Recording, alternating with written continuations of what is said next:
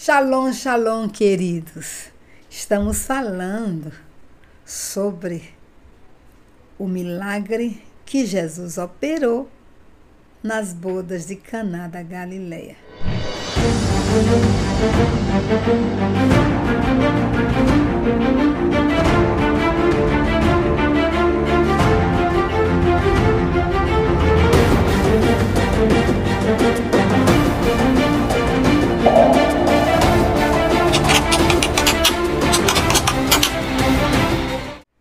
E queremos hoje mostrar a vocês como Jesus pode operar esse milagre em sua vida, em sua casa, em sua família. Porque Jesus operou o milagre da transformação da água em vinho em Caná da Galileia. Primeiro motivo, Jesus operou ou opera esse milagre quando ele é convidado. Veja aí o que está escrito no versículo 2 do capítulo 2 de João. Jesus também foi convidado com os seus discípulos para o casamento. Queridos, Jesus precisa ser convidado. Ele não entra de penetra em nenhum lugar. No livro de Apocalipse, a Bíblia mostra Jesus na igreja de Laodiceia batendo a porta. Ele bate a porta e bate. A porta está fechada. E Jesus não invade a porta nem pula a janela. Jesus está batendo. E ele diz: eis que estou à porta e bato. Se alguém ouvir a minha voz e abrir a porta, eu entrarei em sua casa, cearei com ele e ele comigo. Então vejamos que Jesus só entra na sua casa, na sua vida, se você abrir a porta, se você o convidar. Jesus não entrou de penetra no casamento em Caná da Galileia. Ele foi convidado. Ele era o filho mais velho de Maria. Como primogênito, ele representava a família. É bem provável que Maria era conhecida dessa família, ou do noivo, ou da noiva, mas Maria tinha afinidade com essa família, porque ela estava na cozinha. E só entra na cozinha quem tem afinidade. Só poderia perceber que faltou o vinho só quem tinha afinidade. E Jesus está ali, mas ele foi convidado. Então é necessário que Jesus seja convidado. Sem que ele seja convidado, ele não poderá fazer um milagre. Então, será que ele tem espaço na sua casa? Será que ele tem espaço na sua vida? Será que ele pode entrar na sua casa? Será que você tem aberto a porta para ele? Será que você tem convidado ele a ser o Senhor da sua vida, da sua casa, do seu casamento? Então, Jesus só opera quando é convidado. Segunda coisa para Jesus operar milagre é que Jesus opera quando é comunicado da falta do vinho. Veja aí versículo 3. Tendo acabado o vinho, a mãe de Jesus lhes disse: eles não têm mais vinho. Jesus foi comunicado. A Bíblia diz que todas as nossas necessidades devem ser conhecidas diante de Deus pela oração, pela súplica, pela intercessão, com ações de graças. Então, Jesus deseja ouvir as nossas petições. Ele quer que nós comuniquemos o que está faltando para que ele possa agir, amado.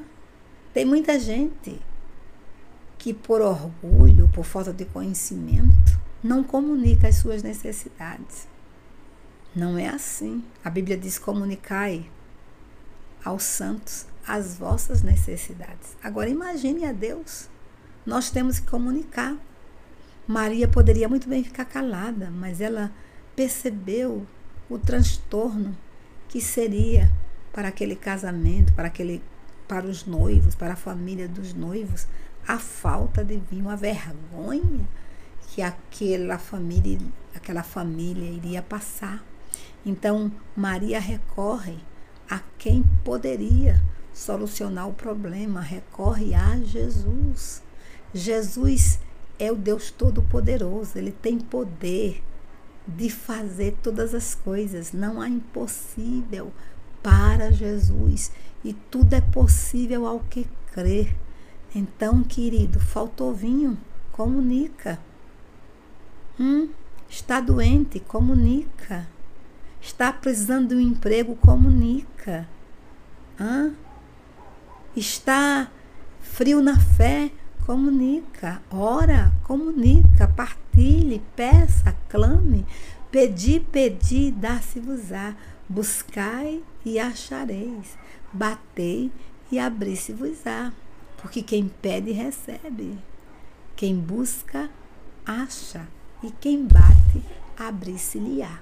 Então, Deus deseja que você comunique o que você precisa a Ele. Porque Ele quer responder a você. Terceira coisa, Jesus só opera quando o Espírito Santo ordena. Versículo 4, veja aqui. Mas Jesus lhe disse: mulher, que tenho eu contigo? Ainda não é chegada a minha hora. Queridos, há uma hora de Deus.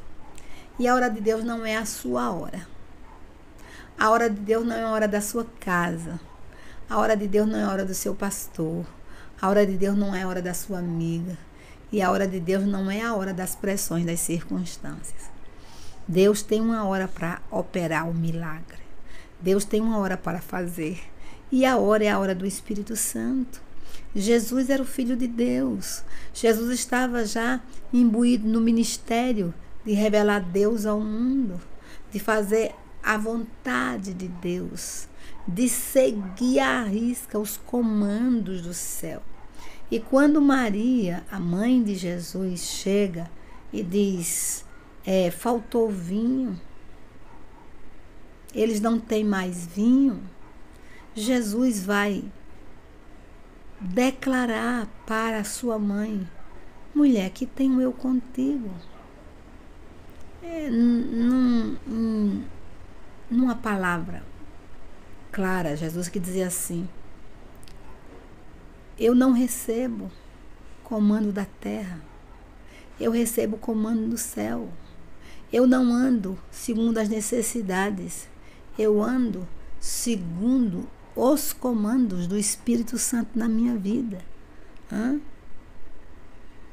Jesus ficou sabendo que faltou vinho, mas ele não poderia agir de moto próprio.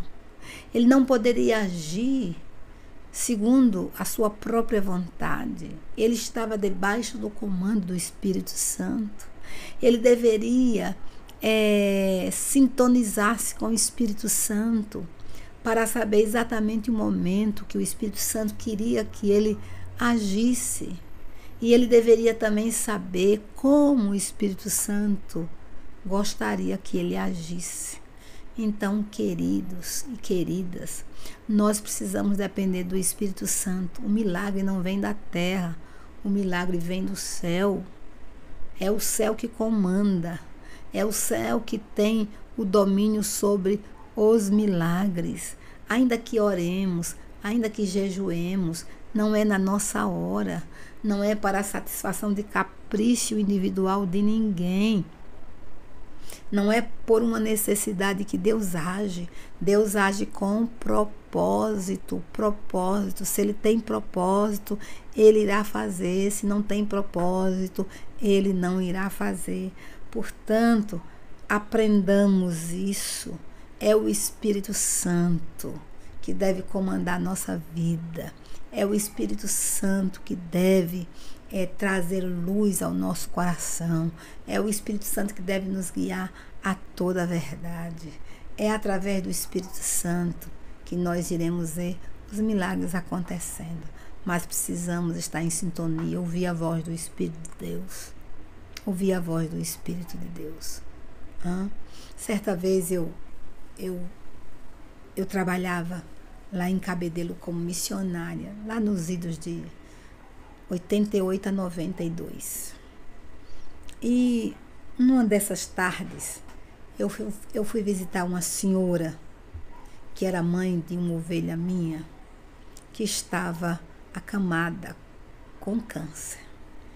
E eu fui juntamente com a tia Francisca para fazer essa visita, ministrar a palavra de Deus àquele coração e conduzir aquela mulher a Cristo. Mas claro que nós iríamos orar por cura, com certeza. Porque nós cremos em curas divinas. Cremos que se impusermos as mãos sobre os enfermos, eles ficarão curados. Cremos no que a palavra de Deus afirma. E nós fomos. E quando eu estava orando, Deus me fez parar. Eu estava orando por aquela senhora. E estava orando com intensidade de coração, com compaixão, com misericórdia.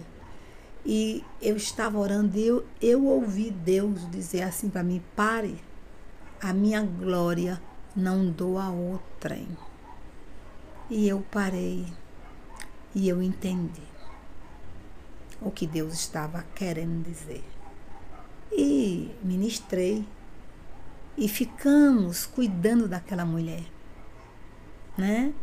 por todo o tempo de vida que Deus lhe concedeu, que não foi muito tempo, foi pouco tempo, mas nós ficamos ali ministrando, porque o que nós queríamos e o que Deus queria era transformá-la, era levá-la ao novo nascimento.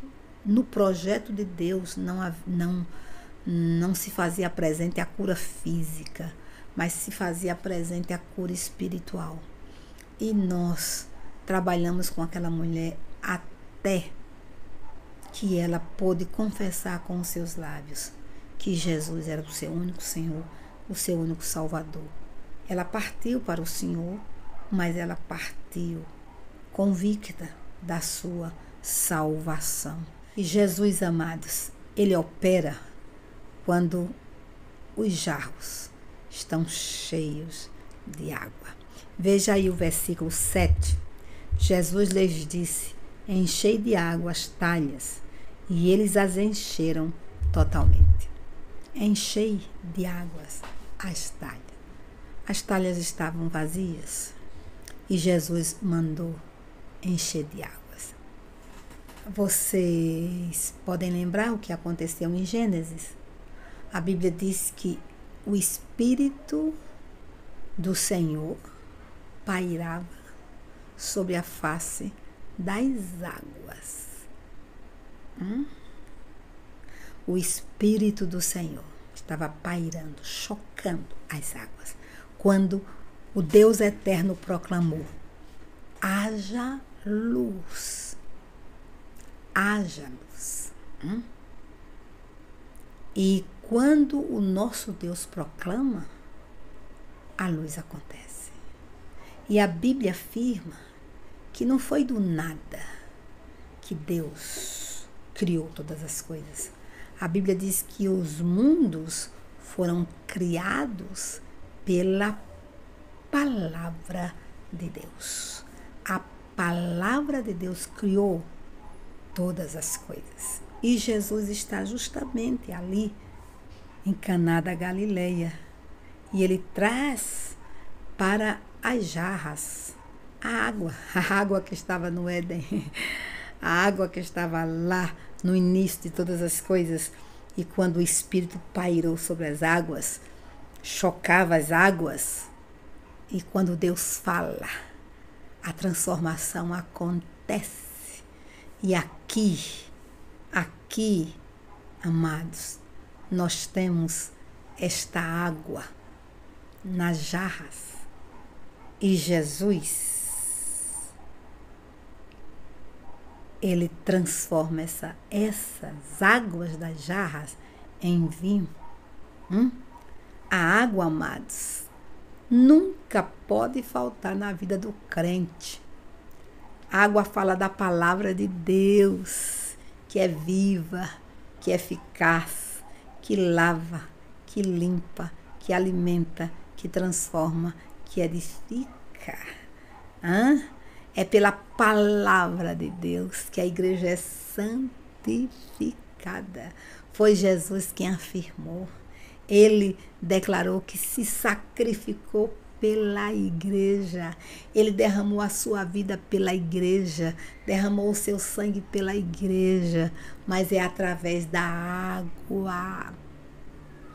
A água, através da palavra, que ele santifica a igreja. Então nós precisamos compreender que é a palavra que restaura, é a palavra que cura, é a palavra que liberta, é a palavra que transforma, é a palavra que salva. É a palavra que tem poder de mudar a sorte da sua casa. Hebreus 4:12 declara: porquanto a palavra de Deus é viva e eficaz, mais cortante que qualquer espada de 2 gumes, capaz de penetrar até ao ponto de dividir alma e espírito, juntas e medulas, e é sensível para perceber os pensamentos e intenções do coração. A palavra de Deus é vida, a palavra de Deus é alimento, a palavra é leite, a palavra é luz, a palavra é martelo que esmiuça a penha. É a palavra que nos livra de pecar. Escondi a tua palavra no meu coração para eu não pecar contra ti. Como poderá o jovem guardar puro o seu caminho, observando a lei do Senhor? Lâmpada para os meus pés é a tua palavra e luz para os meus caminhos. Então, queridos, Jesus é maravilhoso. Ele quer operar o milagre da transformação a cada dia nas nossas vidas. E olhe, mas Jesus opera milagres quando é obedecido prontamente. Versículo 8. Então lhes determinou: tirai agora e levai ao mestre-sala. Eles fizeram. Obedecer é o alfabeto de Deus. Ele quer obediência e não sacrifício. Então Jesus foi obedecido. Se aqueles serventes dissessem assim: nós não somos obrigados a encher as talhas. Esse homem que está aqui não é nosso Senhor para nos dar ordem. Então nós não vamos encher as talhas. O milagre não teria acontecido. Mas esses serventes foram obedientes. Prontamente eles obedeceram à voz do Senhor. E como nós precisamos, queridos, obedecer prontamente à voz do Senhor. Não podemos ser tardios em obedecer a Jesus.